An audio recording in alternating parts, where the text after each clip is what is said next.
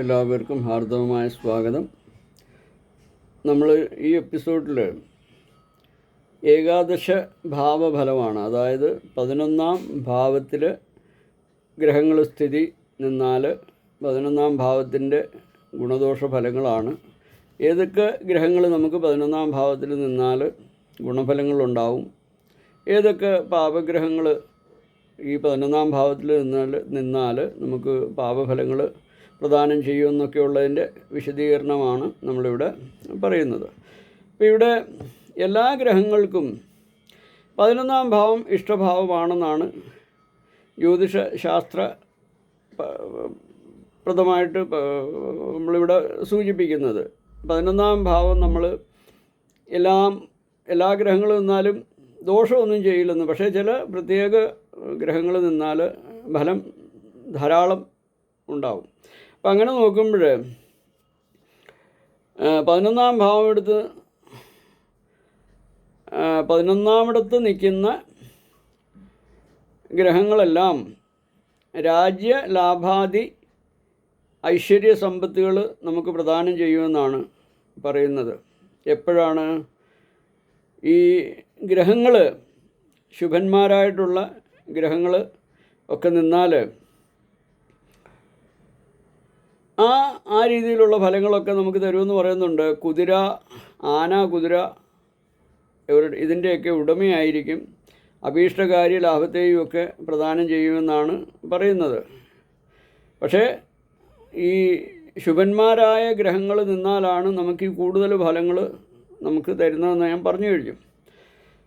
അതുപോലെ 11-ാം ഭാവത്തിൽ ആദിത്യൻ നിൽക്കുകയോ നോക്കുകയോ ചെയ്താലും 11-ാം ഭാവം തദധിപനും ആദിത്യൻ്റെ ഷഡ്വർഗങ്ങളിൽ നിന്നാലും രാജാവിൽ നിന്നും കള്ളന്മാരിൽ നിന്നും കലഹം, യുദ്ധം ഇവ നിമിത്തമായും ചതുഷ്പാപത്തുകളായ ജന്തുക്കളിൽ നിന്ന് പല പ്രകാരത്തിൽ ധനലാഭം ഉണ്ടാക്കുമെന്നും പറയേണ്ടതുണ്ട്. 11-ാമിടത്ത് പൂർണ്ണചന്ദ്രൻ നിൽക്കുകയോ നോക്കുകയോ ഒക്കെ ചെയ്താൽ 11-ാം ഭാവം ഭാവാധിപനും ചന്ദ്രൻ്റെ ഷഡ്വർഗങ്ങളിൽ നിൽക്കുകയും ചെയ്താൽ ജലാശയത്തിൽ നിന്നും സ്ത്രീകളിൽ നിന്നും ഉൽപ്പന്നങ്ങളായ ധനവും ആന, കുതിര ഇവകളുടെ അഭിവൃദ്ധിയും ജാതകനുണ്ടാകുമെന്ന് പറയുന്നുണ്ട്. ഇപ്രകാരം ക്ഷീണചന്ദ്രനാണ് നിൽക്കുന്നതെങ്കിൽ ഫലം വിപരീതമായിരിക്കുമെന്നും പറയുന്നുണ്ട്. അതുപോലെ 11-ാം ഭാവം ചൊവ്വയുടെ യോഗത്തോടെ ദൃഷ്ടിയോ യോഗമോ ഒക്കെ വന്നാൽ അമൂല്യങ്ങളായ രത്നങ്ങളുടെയും സ്വർണ്ണാഭരണങ്ങളുടെയും ലാഭമുണ്ടാകുമെന്ന് പറയുന്നുണ്ട്. മാത്രമല്ല സാഹസ കർമ്മങ്ങളെ കൊണ്ടും പല വിധത്തിലുള്ള കലകളിൽ ബുദ്ധി ചെലുത്തി അതുമാർഗം നമുക്കതുമൂലം ധനസമ്പാദനം പറയുന്നുണ്ട്. പിന്നെ 11-ാം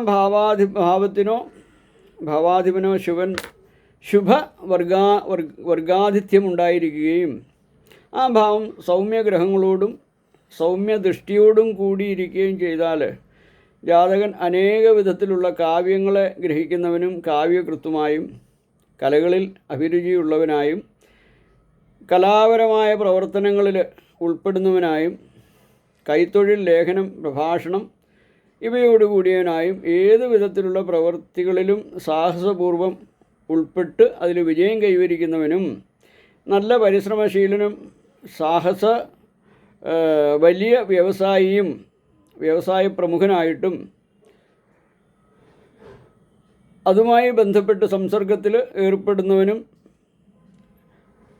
എന്നാൽ നപുംസകന്മാരായവരിൽ നിന്നുപോലും ഈ വിവിധ മാർഗത്തിലുള്ള ധനലാഭം, ധനസമ്പാദനം ഇവർക്ക് പറയുന്നുണ്ട്.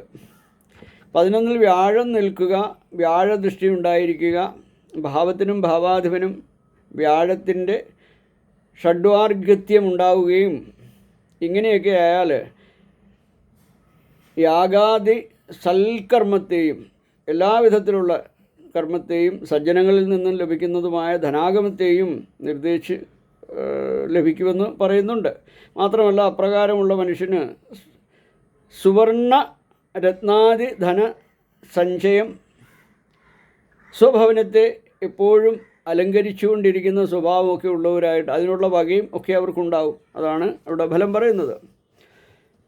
11-ാം ഇടത്തിനോ ആ ഭാവത്തിനോ ശുക്രൻ്റെ ഷഡ്വർഗ ആധിക്യമുണ്ടായിരിക്കുകയും 11-ൽ ശുക്രൻ നിൽക്കുകയോ നോക്കുകയോ ചെയ്താലും വേശ്യജനങ്ങളെ കൊണ്ടോ, അതായത് ദുഷ്പ്രവൃത്തി അല്ലെങ്കിൽ ദുഷ്പേരുള്ള സ്ത്രീകൾ മുഖാന്തരമോ വിദേശഗമനം കൊണ്ടോ രജതം, മുത്ത് മുതലായി വളരെ ധനലാഭമുണ്ടാകുമെന്നും പറഞ്ഞുകൊള്ളണം. അതുപോലെ 11-ാം ഭാവത്തിൽ ശനി നിൽക്കുകയോ നോക്കുകയോ ഒക്കെ ചെയ്താൽ ജാതരരായ പുരുഷന്മാർക്ക്, ഈ ജാതകത്തിൽ അങ്ങനെ നിൽക്കുന്ന ജനിച്ച പുരുഷന്മാർക്ക് ശനിയുടെ ഗുണങ്ങൾക്കനുസരണമായിട്ടുള്ള നീലരത്നങ്ങളെയും ലോഹങ്ങളെയും പോത്ത് മുതലായ ജന്തുക്കൾ, ആന ഇവകളുടെയും വ്യാപാരം ചെയ്തും ഗ്രാമസേവനം മുതലായ സാമൂഹിക പ്രവർത്തനങ്ങളെ കൊണ്ടും ഭവനങ്ങളിൽ നിന്നും വ്യാമിശ്രാമായ വിധം അനേകം പ്രകാരത്തിലുള്ള ധനലാഭത്തെ അവർക്ക് പ്രദാനം ചെയ്യും. അതുപോലെ എല്ലാ ഗ്രഹങ്ങളും 11-ാം ഭാവത്തിൽ നിൽക്കുകയും നോക്കുകയും ചെയ്യുക. 11-ാം ഭാവത്തിനും 4-ാം ഭാവത്തിനും ശുഭഗ്രഹങ്ങളുടെ ദൃഷ്ടിയും യോഗവും ഉണ്ടായിരിക്കുക. ഇങ്ങനെ ഈ ഭാവങ്ങളുടെ അധിപന്മാർക്കും ഭാവങ്ങളിൽ നിൽക്കുകയോ നോക്കുകയോ ചെയ്യുന്ന ഗ്രഹങ്ങൾക്കും ശുഭന്മാരുടെ ഷഡ്വർഗ ഫലം ഉണ്ടായിരിക്കുക. ഈ ഗ്രഹസ്ഥിതിയോടുകൂടി ജനിക്കുന്ന മനുഷ്യർക്ക് തങ്ങളുടെ ജീവിതത്തിൽ നിരന്തരമായ ധനലാഭത്തെ അനുഭവിക്കുമെന്ന് പറഞ്ഞുകൊള്ളുന്നു. അടുത്ത എപ്പിസോഡിൽ ഞാൻ വ്യയഭാവഫലത്തെക്കുറിച്ചായിരിക്കും പറയുക. അപ്പോൾ തീർച്ചയായിട്ടും അതുവരെ എല്ലാവർക്കും ഹരിയും ഹരിയും ഹരിയും.